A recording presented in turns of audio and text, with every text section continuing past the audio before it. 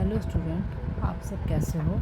तो आज हम चैप्टर 3 अंडरस्टैंडिंग क्वाड्रिलेटरल स्टार्ट करने लगे हैं। ये चैप्टर स्टार्ट करने से पहले आपको ये पता होना चाहिए कि क्वाड्रिलेटरल क्या है। क्वाड्रिलेटरल जो है वो 2 वर्ड से बना है, क्वाड प्लस लेटरल। क्वाड यानी 4 और लेटरल यानी साइड्स। तो क्वाड्रिलेटरल क्या हुआ, 4 साइड्स। तो क्वाड्रिलेटरल क्या है, क्वाड्रिलेटरल एक पॉलिनोमियल है जिसकी 4 साइड्स होती हैं, 4 वर्टेक्स होते हैं एंड 4 ही एंगल होते हैं। और जो क्वाड्रिलेटरल है वो एक 2 डायमेंशनल शेप है। 2 डायमेंशनल शेप मतलब वो शेप जिसके अंदर आपको उस ऑब्जेक्ट की लेंथ और ब्रेथ ही मिलेगी, मतलब उसका एक फेस ही आपको शो होगा। तो देखो ये इसको आप क्या कह सकते हो, क्वाड्रिलेटरल। क्यों? क्योंकि अब इसकी 4 साइड्स हैं, 1 2 3 4। हम इसको नेम भी दे सकते हैं, जैसे A B C and D. अब देखो 4 वर्टेक्स हैं एंड 4 ही इसके क्या हैं, एंगल्स, एंगल 1 एंगल 2 एंगल 3 और एंगल 4। तो क्वाड्रिलेटरल एक पॉलिनोमियल 2 डायमेंशनल शेप है। 2 डायमेंशनल क्या है, 2 डायमेंशनल जिस ऑब्जेक्ट में आपको उस ऑब्जेक्ट की लेंथ और ब्रेथ शो हो रही हो। इसमें आपको इसकी लेंथ और ब्रेथ ही शो हो रही है, इसमें आपको इसकी हाइट यानी डेप्थ शो नहीं हो रही। तो ये क्या है, 2 डायमेंशनल। तो 2 डायमेंशनल वो शेप होती है जिसमें उस ऑब्जेक्ट की लेंथ और ब्रेथ शो हो और आपको उसका सिर्फ एक ही फेस नज़र आ रहा हो, उसको बोलते हैं 2 डायमेंशनल।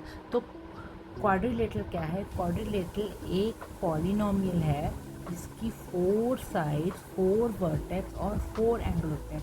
अब कोई भी जो क्वाड्रिलेटरल होता है, जैसे ये आपका क्वाड्रिलेटरल है, इसके जितने भी इंटीरियर एंगल होते हैं, एंगल 1 एंगल 2 एंगल 3 और एंगल 4, इनका जो टोटल सम होगा वो कितना होगा, 360।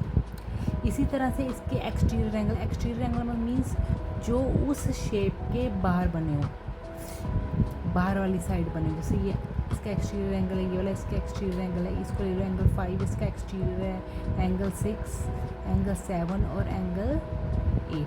तो ये क्या हुआ, इसके एक्सटीरियर एंगल हुए। तो एक क्वाड्रिलेटरल का जो इंटीरियर एंगल है उनका जोड़ 360 होता है और जितने भी एक्सटीरियर एंगल है उनका टोटल भी कितना होता है, 360। ठीक,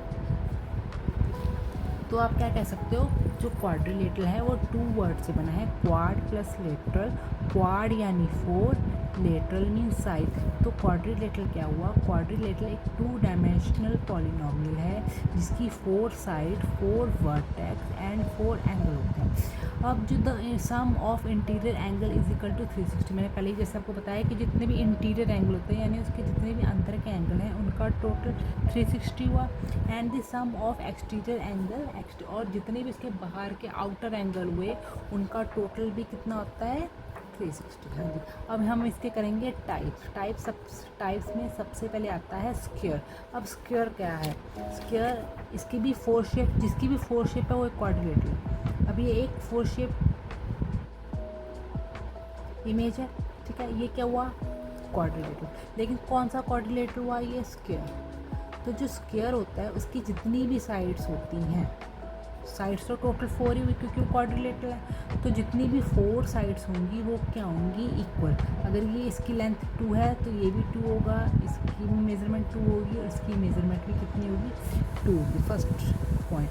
सेकंड पॉइंट क्या है कि स्क्वायर के जितने भी एंगल हैं उनका जो सिंगल एंगल है, जैसे एंगल 1 एंगल 2 एंगल 3 और एंगल 4, ये जो सिंगल एंगल है वो कितने का होगा, 90 डिग्री। सम तो इसका 360 ही होगा क्योंकि क्वाड्रिलेटरल है, क्वाड्रिलेटरल का सम 360 होता है। लेकिन इसके जो एंगल्स होते हैं सभी एंगल कितने डिग्री के होंगे, 90 डिग्री। ठीक है। और अगर हम किसी भी स्क्वायर के अंदर हम डायगोनल फॉर्म करते हैं, जैसे ये डायगोनल क्या होता है, डायगोनल वो लाइंस होती हैं जो किसी भी शेप को इक्वल पार्ट्स में डिवाइड करती है। और किसी भी क्वाड्रिलेटरल के अंदर आप मैक्सिमम कितने डायगोनल फॉर्म कर सकते हो, 2। ठीक। अब जैसे A B C and D, अब ये स्क्वायर है, इस स्क्वायर के अंदर कौन सा डायगोनल हुआ आपका, ए एंड सी। अब इसने इसको 2 पार्ट्स में डिवाइड कर दिया, वैसे बी एंड डी, और इसने भी इसको 2 पार्ट्स में डिवाइड कर दिया। तो एक क्वाड्रिलेटरल शेप के अंदर मैक्सिमम 2 डायगोनल ही आप फॉर्म कर सकते हो। और स्क्वायर के अंदर जो भी डायगोनल होते हैं वो कितने एंगल पे बाइसेक्ट करते हैं, यहाँ पे बाइसेक्ट किया, बाइसेक्ट मतलब जहाँ पर दोनों डायगोनल्स आकर मीट हुए। अब इस पॉइंट पे आके मीट हुए तो यहाँ पर उसने एंगल फॉर्म किया। अब यहाँ पे जिसने एंगल फॉर्म किया वो कितना करेगा, 90, 90, 90 एंड 90। यानी स्क्वायर के अंदर जो डायगोनल हम फॉर्म करते हैं तो वो एक पॉइंट पर आके क्या करते हैं, मीट करते हैं, उसको बोलते हैं बाइसेक्ट। तो बाइसेक्ट करने पर वहाँ पर कितना डिग्री एंगल फॉर्म करेंगे, 90 डिग्री। और स्क्वायर के अंदर जो डायगोनल्स आप फॉर्म करोगे उनकी जो लेंथ होगी वो क्या होगी,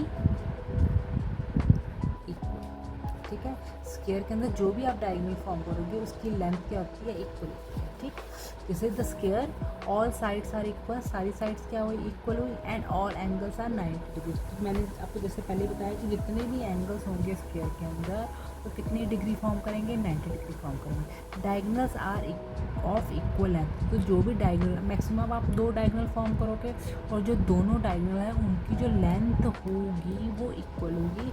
और वो जो डायगोनल है जब वो आपस में मीट करेंगे यानी एक दूसरे को बाइसेक्ट करेंगे तो वहाँ पर वो कितने डिग्री एंगल बनाएंगे, 90 डिग्री।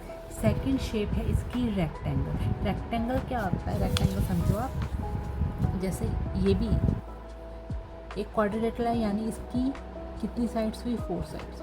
ठीक, अब यहाँ पे देखोगे इसकी मान लो अगर ये 2 है तो ये भी इसकी मेज़रमेंट 2 होगी, अगर ये 1 है तो इसकी मेज़रमेंट में कितनी होगी, 1 होगी। ठीक, तो रेक्टेंगल क्या हुआ, रेक्टेंगल भी एक क्वाड्रिलेटरल है क्योंकि 4 फॉर्म्स है। तो लेकिन रेक्टेंगल के अंदर इसकी जो ऑपोजिट साइड्स होती हैं, ऑपोजिट साइड्स आर इक्वल। ठीक, मतलब इसके सामने सामने वाली जो साइड्स होंगी वो इक्वल होंगी। अगर आप इसको नेम दे दो A and B, C and D, तो आप क्या कह सकते हो कि जो ए बी है वो किस साइड के इक्वल है, सी डी। ये साइड्स होती है बेटा, ठीक, ये साइड्स होती हैं, इसके अंदर जो फॉर्म करोगे वो एंगल्स होते हैं। और वैसे ही जो बी सी है वो किसके, कौन सी साइड के इक्वल होगा, ए डी के। ठीक है, अब रेक्टेंगल के अंदर भी जो एंगल्स फॉर्म होते हैं जैसे एंगल 1, एंगल 2, एंगल 3 और एंगल 4, इनका भी सिंगल जो एंगल होगा वो कितने डिग्री का होगा, 90।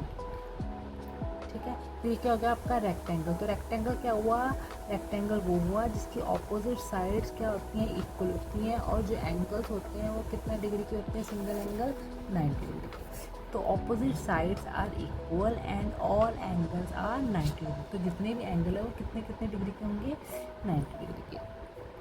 ठीक, नेक्स्ट है आपका ट्रेपीजियम। ट्रेपीजियम क्या होता है, one pair of opposite side is parallel, means trapezium एक क्वाड्रिलेटरल हुआ। ठीक, जैसे आप यहाँ पर एक शेप बनाओ, यहाँ पर अब ये इसकी पैरेलल होगी लाइन, अब इसको भी हमने स्ट्रेट बना दिया।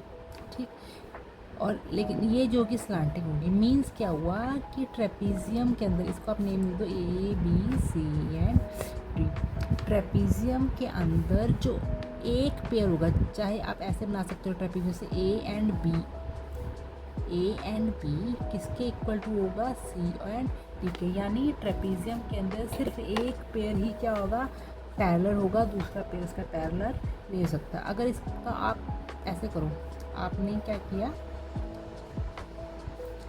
ए बी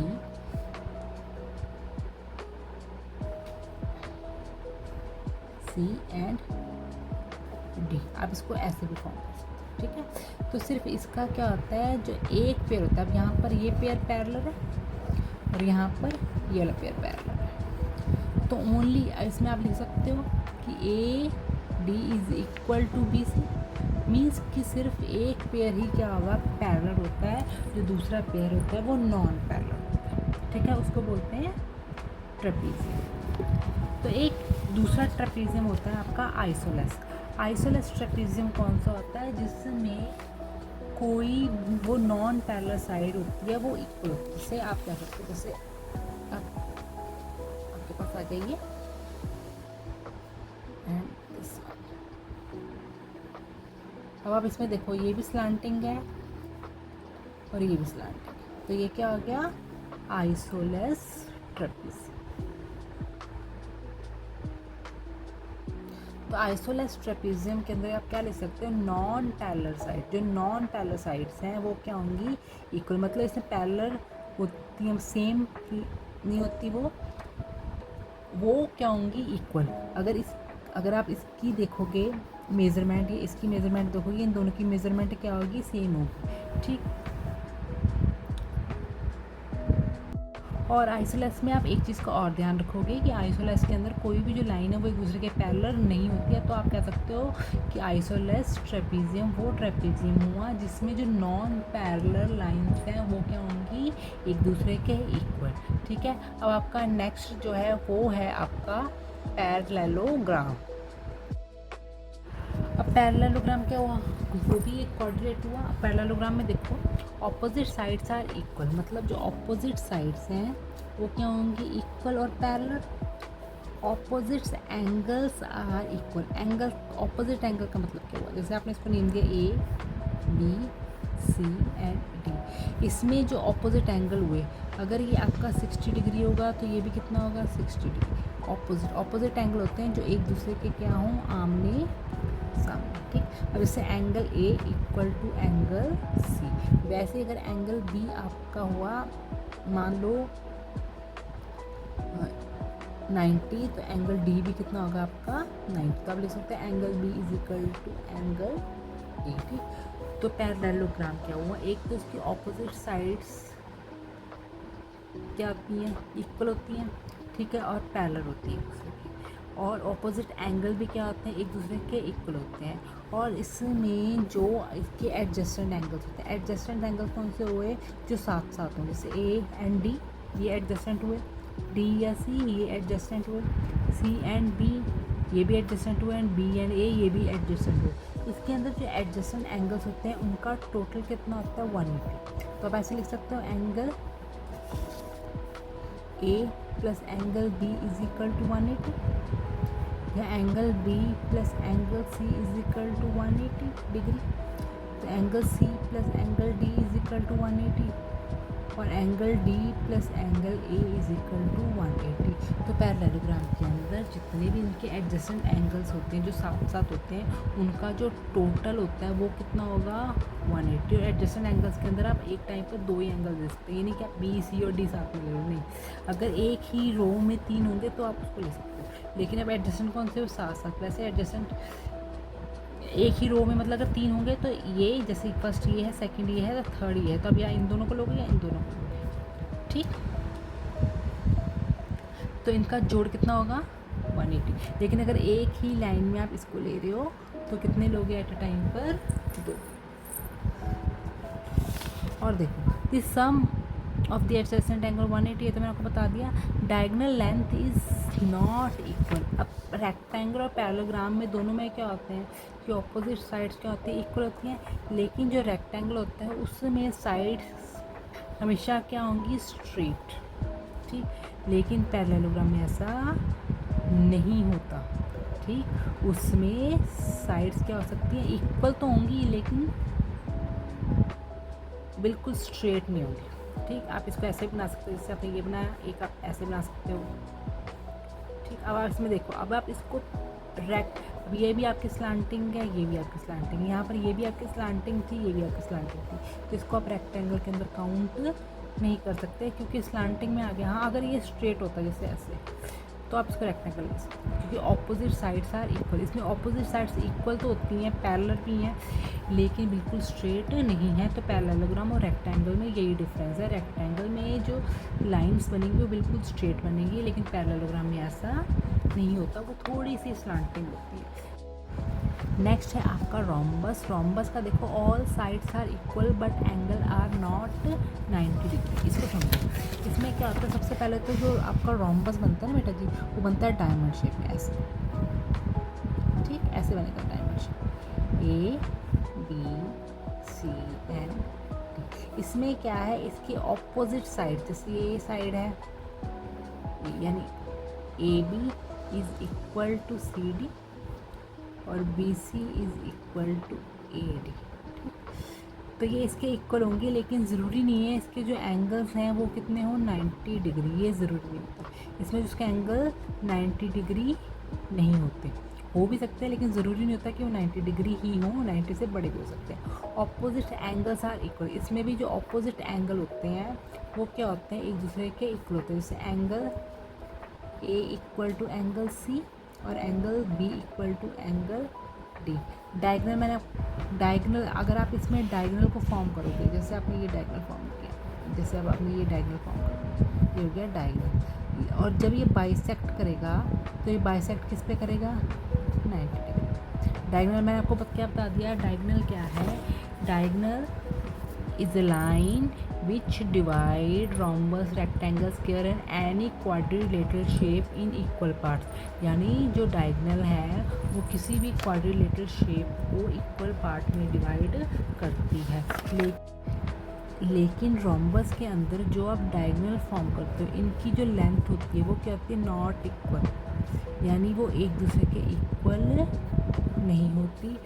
इसकी लेंथ ज़्यादा हो सकती है, इसकी लेंथ कम हो सकती है, या इस वाले की लेंथ ज़्यादा हो सकती है, इसकी लेंथ कम हो सकती है। यानी रोम्बस के अंदर जो डायगनल होते हैं वो एक दूसरे के इक्वल नहीं होते। एक डायगनल की लेंथ दूसरे डायगनल से बड़ी भी हो सकती है और छोटी भी हो सकती है। अब इसका नेक्स्ट टॉपिक देखो आप इसी चैप्टर का, इसमें प्रॉपर्टीज़ क्या है। प्रॉपर्टीज़ देखो कि all square are rhombus, means कि जितने भी स्क्वायर हैं, जितने भी स्क्वायर की शेप है वो सारी जो शेप है वो रोम्बस भी हो सकती है, उसको आप रेक्टेंगल भी कह सकते हो, उसको आप पैरेललोग्राम भी कह सकते हो। लेकिन जो रेक्टेंगल है, रेक्टेंगल पैरेललोग्राम हो सकता है, लेकिन पैरेललोग्राम रेक्टेंगल नहीं हो सकता। ये मैंने आपको पहले ही बताया। किसी भी रेक्टेंगल को आप पैरेललोग्राम में चेंज कर सकते हो, लेकिन किसी भी पैरेललोग्राम को रेक्टेंगल में चेंज नहीं कर सकते। उसी तरह जितने भी स्क्वायर है उसको आप रोम्बस में, रेक्टेंगल में या पैरेललोग्राम में चेंज कर सकते हो, लेकिन सभी रोम्बस को या रेक्टेंगल को या पैरेललोग्राम को आप स्क्वायर में चेंज नहीं कर सकते। वैसे रोम्बस को आप पैरेललोग्राम